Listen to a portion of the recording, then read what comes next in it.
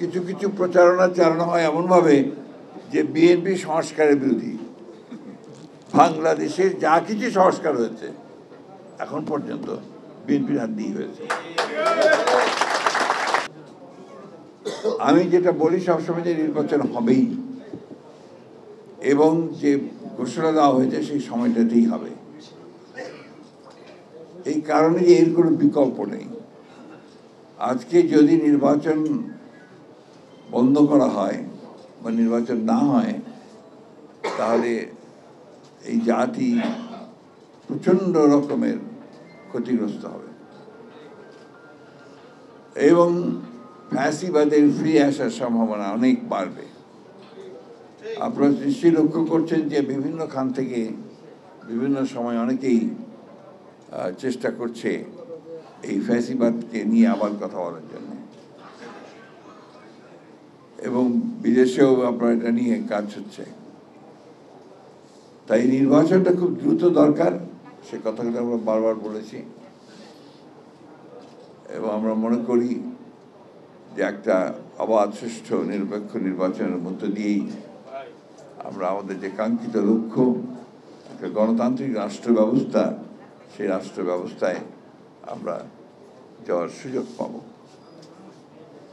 Doctor মাহাদিন যে কথাগুলো বলেছেন অত্যন্ত বাস্তবসম্মত কথা, যে আমরা সংস্কার করছি।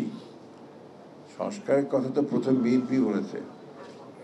বাংলাদেশের যা কিছু পরিবর্তন, শুরু পরিবর্তনের কিন্তু আপনার বিএনপির মাধ্যমে।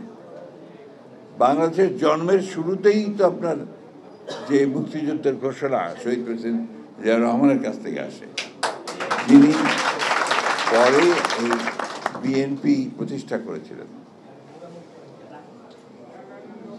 এই জিয়া রহমান সাহেব যখন বিএনপি প্রতিষ্ঠা করেন তখন একদলীয় শাসন ব্যবস্থা থেকে তিনি কিন্তু বহুদলীয় গণতন্ত্র নিয়ে এসেছিলেন।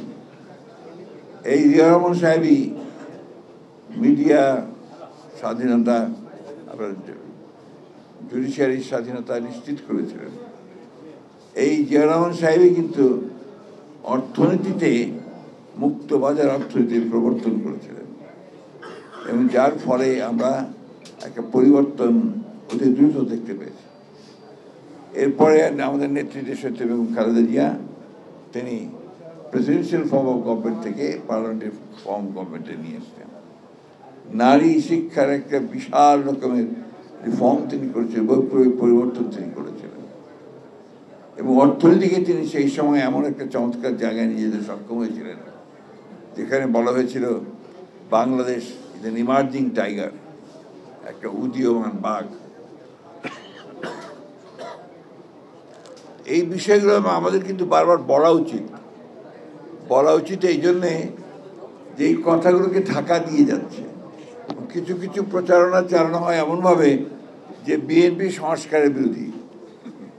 বাংলাদেশের যা কিছু সংস্কার হয়েছে এখন পর্যন্ত বিএনপির হাত দিয়ে হয়েছে।